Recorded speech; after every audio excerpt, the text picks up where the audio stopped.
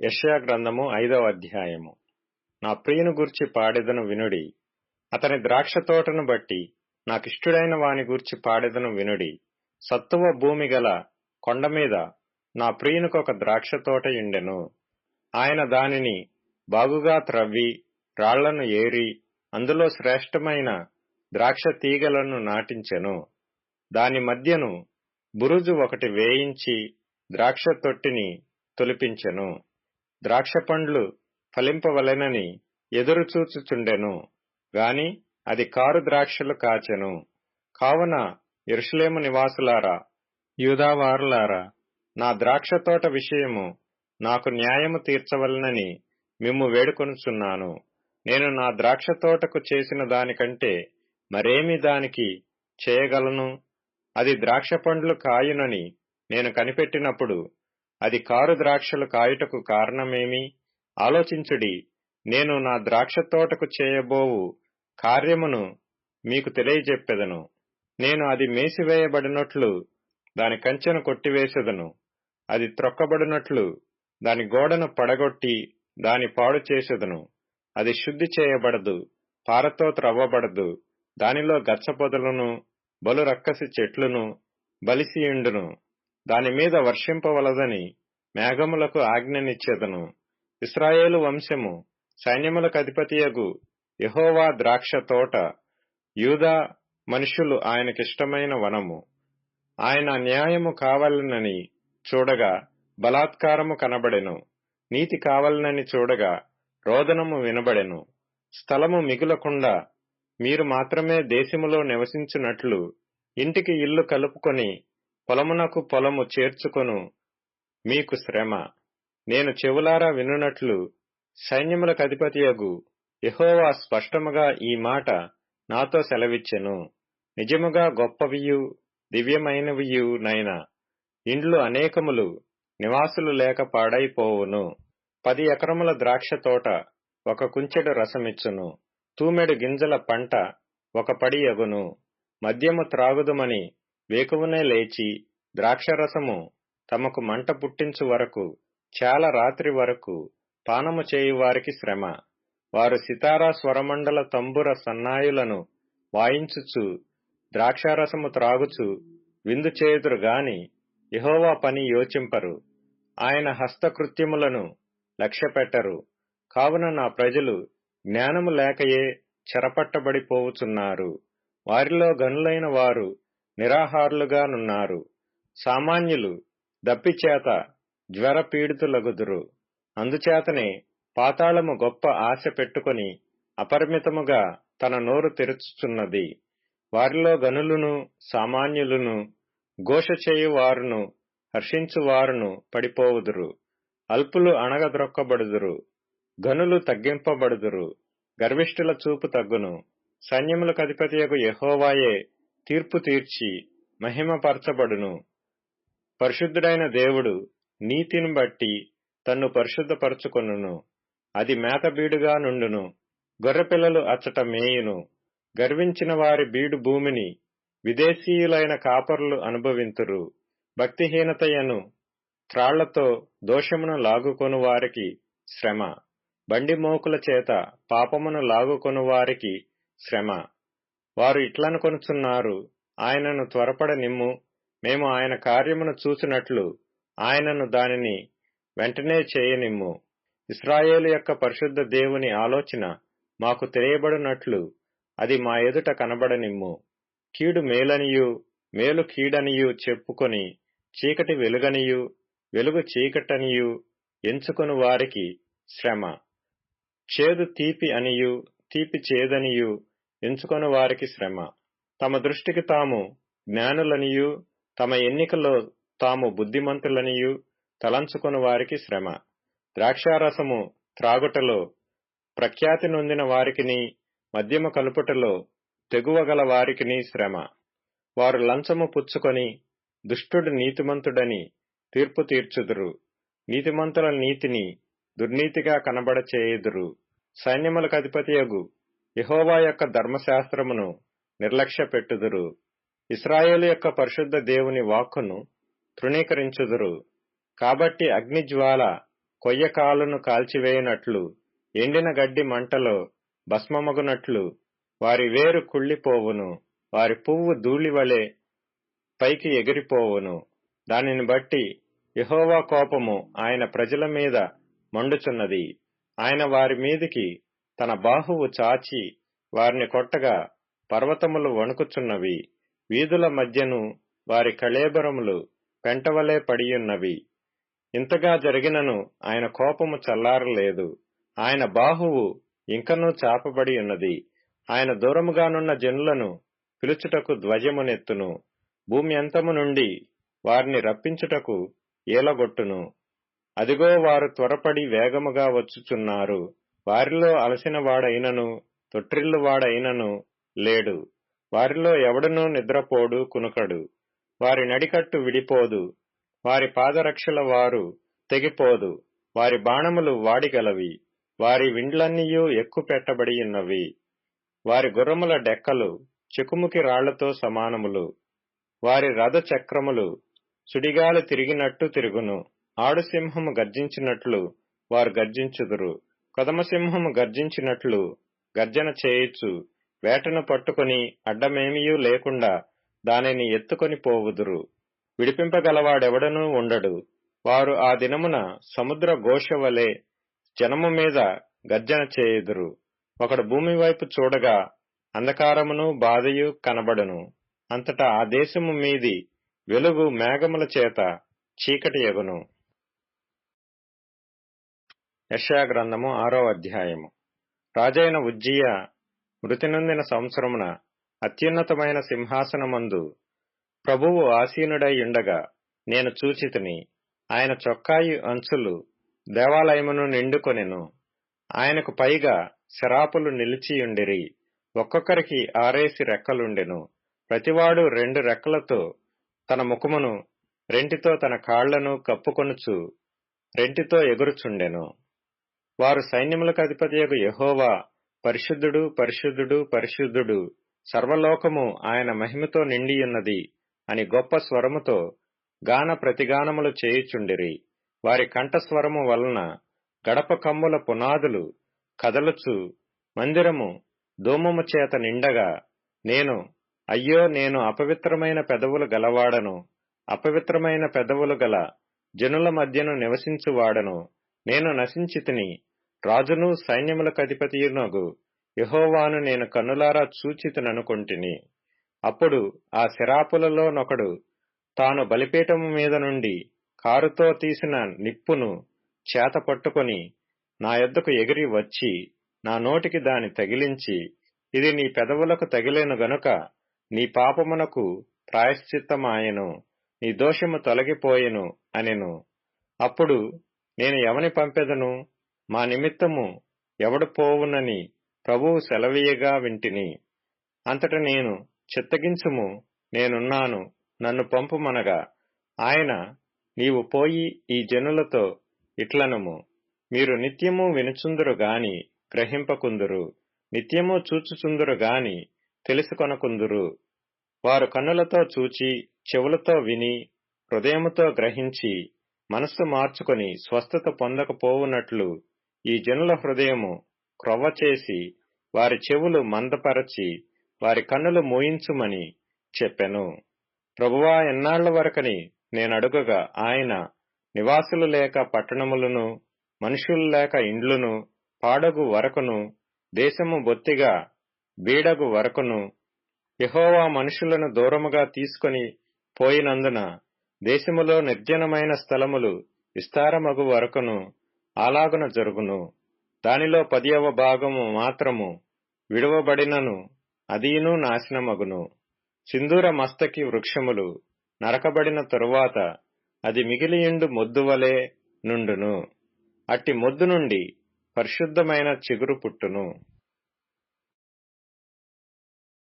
యెషయా గ్రంథము 7వ అధ్యాయం.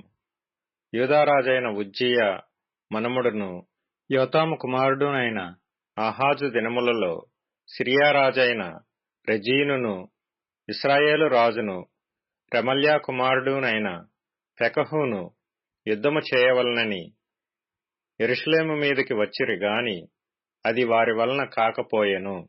అప్పుడు సిరియనులు ఎఫ్రాయిమీయులను తోడు చేసుకొనిరని దావీదు వంశస్థులకు తెలుపబడగా, గాలికి అడవి చెట్లు కదిలినట్లు వారి హృదయమును వారి జనుల హృదయమును కదిలెను. అప్పుడు యెహోవా యెషయాతో ఈలాగు సెలవిచ్చెను: ఆహాజునెదుర్కొనుటకు నీవును నీ కుమారుడైన షయర్యాషూబును చాకిరేవు మార్గమున పై కోనేటి కాలువ కడకు పోయి అతనితో ఇలాగు చెప్పుము: భద్రము సుమి, నిమ్మళించుము, పొగరాజుచున్న ఈ రెండు కొరకంచు కొనలకు, అనగా రెజీనును సిరియనులు రెమల్యా కుమారుడును అను వారి కోపాగ్నికి జడియకుము. నీ గుండె అవియనీయకుము. సిరియాయు ఎఫ్రాయిమును రెమల్యా కుమారుడును నీకు కీడు చేయవలనని ఆలోచించుచు, మనము యూదాదేశము మీదికి పోయి దాని జనులను భయపెట్టి దాని ప్రాకారములను పడగొట్టి టాబెయేలను వాని కుమారుని దానికి రాజుగా నియమించెదము రెండని చెప్పుకొనిరి. అయితే ప్రభువైన యెహోవా ఇలాగు సెలవిచ్చుచున్నాడు: ఆ మాట నిలువదు, జరుగదు. దమస్కు సిరియాకు రాజధాని, దమస్కునకు రెజీను రాజు. 65 సంవత్సరములు కాక మునుపు ఎఫ్రాయిము జనము కాకుండా నాశనమగును. షోమ్రోను ఎఫ్రాయిమునకు రాజధాని, షోమ్రోనునకు రెమల్యా కుమారుడు రాజు. మీరు నమ్మకుండిన ఎడల స్థిరపడకయుందురు. యెహోవా ఇంకను ఆహాజునకు ఇలాగు సెలవిచ్చెను: నీ దేవుడైన యెహోవా వలన సూచన నడుగుము. అది పాతాళమంత లోతైనను సరే, ఊర్ధ్వలోకమంత ఎత్తైనను సరే. ఆహాజు నేను అడుగను, యెహోవాను శోధింపనని చెప్పగా, అతడు ఇలాగు చెప్పెను: దావీదు వంశస్థులారా వినుడి. మనుషులను విసికించుట చాలదనుకొని నా దేవుని కూడా విసికింతురా? కాబట్టి ప్రభువు తానే ఒక సూచన మీకు చూపును. ఆలకించుడి. కన్యక గర్భవతి అయి కుమారుని కని అతనికి ఇమ్మానుయేలను పేరు పెట్టును. కీడును విసర్జించుటకును మేలును కోరుకొనుటకును అతనికి తెలివి వచ్చునప్పుడు అతడు పెరుగు తేనెను తినును. కీడును విసర్జించుటకును మేలును కోరుకొనుటకును ఆ బాలునికి తెలివి రాక మునుపు నిన్ను భయపెట్టు ఆ ఇద్దరు రాజుల దేశము పాడు చేయబడును. యెహోవా నీ మీదికిని నీ జనము మీదికిని నీ పితరుల కుటుంబపు వారి మీదికిని శ్రమ దినములను ఎఫ్రాయిము యూదా నుండి తొలగిన దినము మొదలుకొని నేటి వరకు రాని దినములను రప్పించును. ఆయన అష్షూరు రాజును నీ మీదికి రప్పించును. ఆ దినమున ఐగుప్తు నదుల అంతమందున్న జోరీగలను అష్షూరు దేశంలోని కందిరీగలను యెహోవా ఏలగొట్టి పిలుచును. అవి అన్నియూ వచ్చి మెట్టల లోయలలోను బండల సందులలోను ముండ్ల పొదలన్నిటిలోను గడ్డి బీటలన్నిటిలోనూ దిగి నిలుచును. ఆ దినమున యెహోవా నది అద్దరి నుండి కూలికి వచ్చు మంగళ కత్తి చేతను, అనగా అష్షూరు రాజు చేతను వెంట్రుకలను కాళ్ల వెంట్రుకలను క్షౌరము చేయించును. అది గడ్డము కూడను గీచివేయును. ఆ దినమున ఒకడు ఒక చిన్న ఆవును 2 గొర్రెలను పెంచుకొనగా అవి సమృద్ధిగా పాలిచ్చినందున అతడు పెరుగు తినును. ఏలయనగా ఈ దేశములో విడువబడిన వారందరూ పెరుగు తేనెలను తిందురు. ఆ దినమున 1000 వెండి నాణెముల విలువగల 1000 ద్రాక్ష చెట్లుండు ప్రతి స్థలమున గచ్చ పొదలను బలు రక్కసి చెట్లును పెరుగును. ఈ దేశమంతయు గచ్చ పొదలతోనూ బలు రక్కసి చెట్లతోనూ నిండియుండును. గనుక బాణములను విండ్లను చేత పట్టుకొని జనులు అక్కడికి పోవుదురు. పారచేత త్రవ్వుచుండిన కొండలన్నిటిలోనున్న బలు రక్కసి చెట్ల భయము చేతను గచ్చపొదల భయము చేతను జనులు అక్కడికి పోరు. అది ఎడ్లను తోలుటకును గొర్రెలు త్రొక్కుటకును ఉపయోగమగును. యెషయా గ్రంథము 8వ అధ్యాయం. మరియు యెహోవా, నీవు గొప్ప పలక తీసుకొని మహేర్షాలాల్ హాష్బజ్ అను మాటలు సామాన్యమైన అక్షరములతో దానిమీద వ్రాయుము. నా నిమిత్తము నమ్మకమైన సాక్ష్యము పలుకుటకు యాజకుడైన ఊరియాను ఎబెరెక్యాయు కుమారుడైన జకర్యాను సాక్షులుగా పెట్టెదనని నాతో చెప్పగా, నేను ప్రవక్త్రి యొద్దకు పోతిని. ఆమె గర్భవతి అయి కుమారుని కనగా, యెహోవా అతనికి మహేర్షాలాల్ హాష్బజ్ అను పేరు పెట్టుము. ఈ బాలుడు నాయనా అమ్మా అని అననేరక మునుపు అష్షూరు రాజును అతని వారును దమస్కు యొక్క ఐశ్వర్యమును షోమ్రోను దోపుడు సొమ్మును ఎత్తుకొని పోవుదురనెను. మరియు యెహోవా ఇంకనూ నాతో ఈలాగు సెలవిచ్చెను, ఈ జనులు మెల్లగా పారు షిలోహు నీళ్లు వద్దని చెప్పి రెజీనును బట్టియు రెమల్యా కుమారుని బట్టియు సంతోషించుచున్నారు. కాగా ప్రభువు బలమైన యూఫ్రటీసు నది విస్తార జలములను అనగా అష్షూరు రాజును అతని దండంతటిని వారి మీదికి రప్పించును. అవి దాని కాలువలన్నిటి పైగా పొంగి ఒడ్డులన్నిటి మీదను పొర్లిపారును. అవి యూదాదేశములోనికి వచ్చి పొర్లి ప్రవహించును.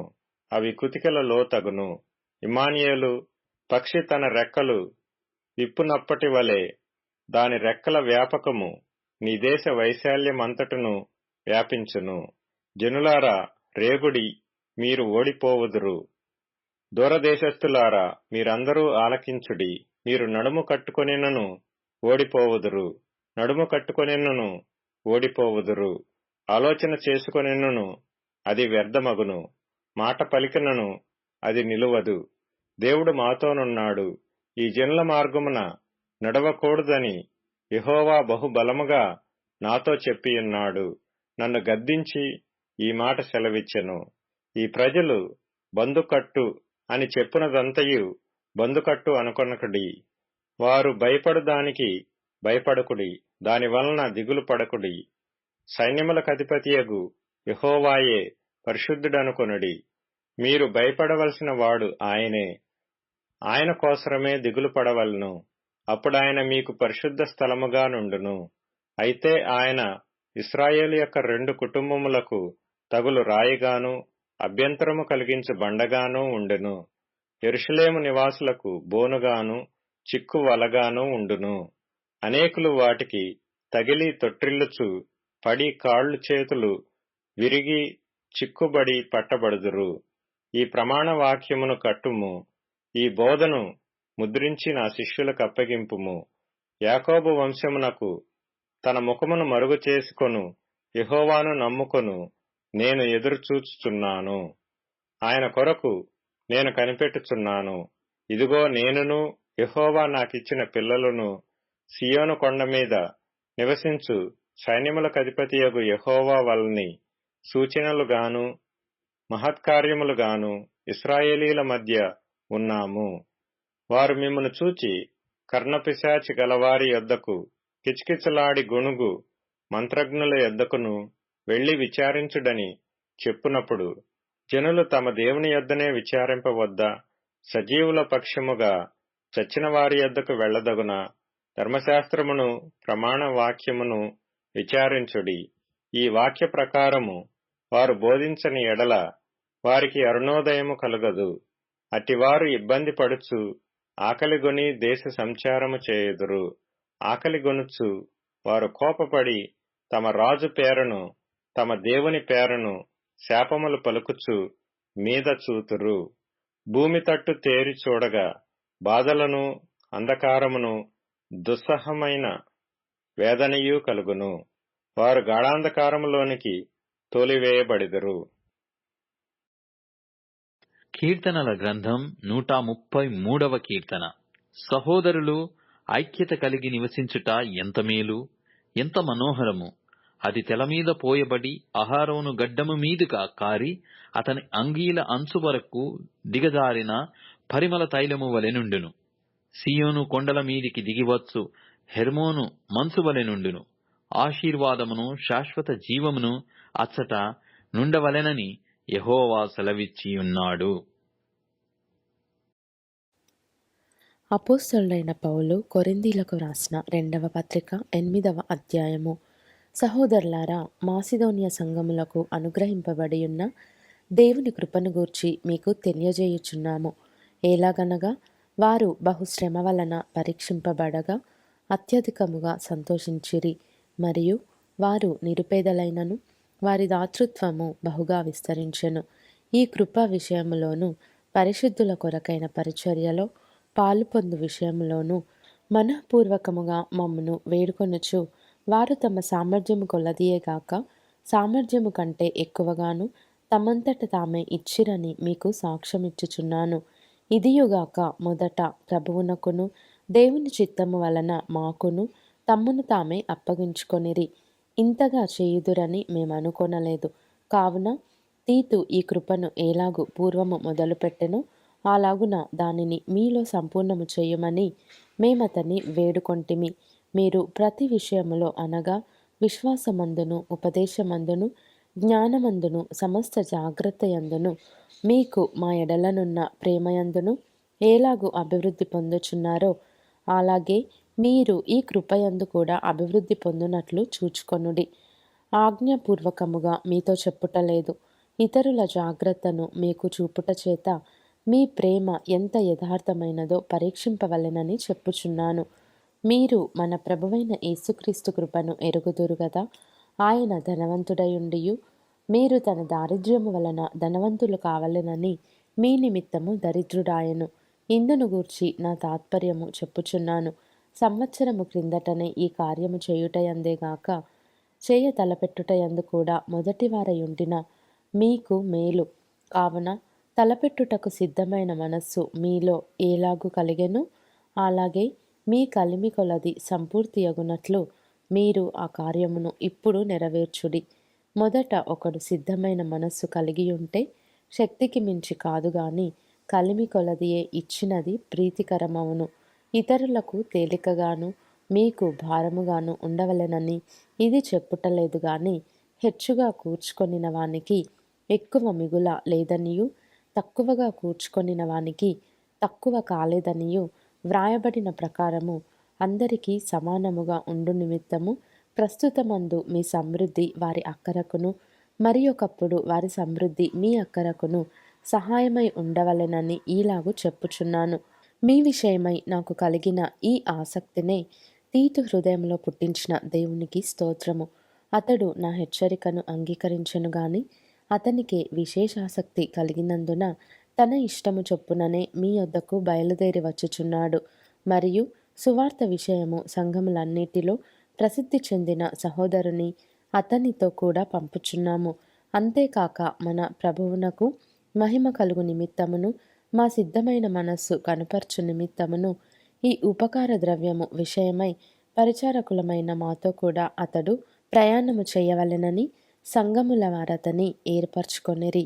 మరియు మేమింత విస్తారమైన ధర్మము విషయమై పరిచారకులమై ఉన్నాము గనుక దానిని గూర్చి మా మీద ఎవడును తప్పు మోపకుండా మేము జాగ్రత్తగా చూచుకొనుచు అతనిని పంపుచున్నాము. ఏలయనగా ప్రభువు దృష్టి అందు మాత్రమే గాక మనుషుల దృష్టి అందును యోగ్యమైన వాటిని గూర్చి శ్రద్ధగా ఆలోచించుకొనుచున్నాము. మరియు వారితో కూడా మేము మా సహోదరుని పంపుచున్నాము.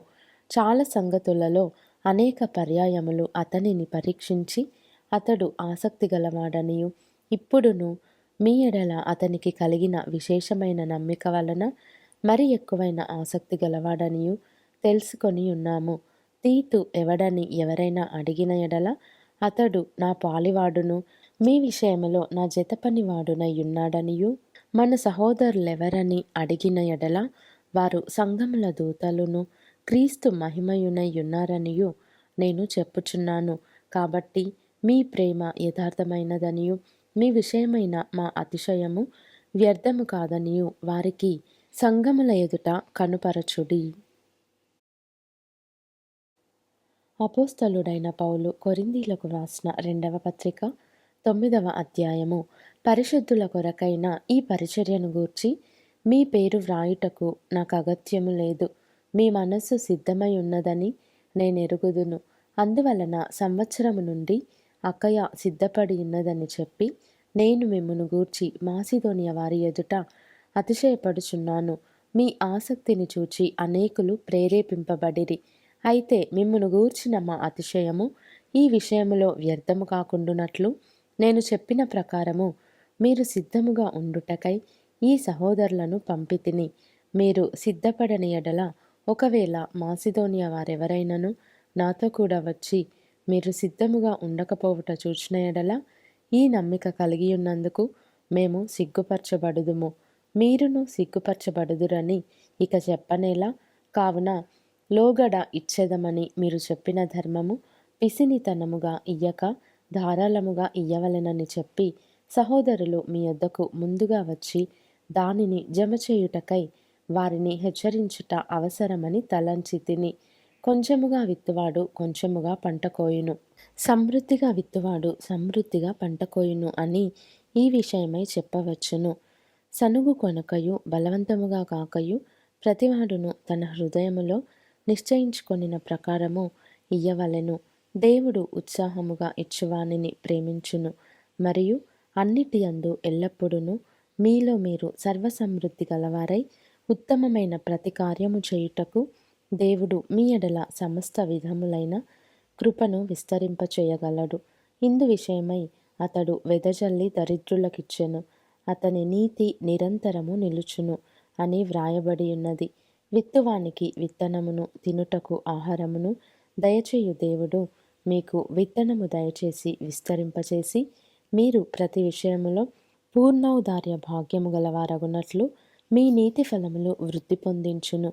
ఇట్టి ఔదార్యము వలన మా ద్వారా దేవునికి కృతజ్ఞతాస్తుతులు చెల్లింపబడును.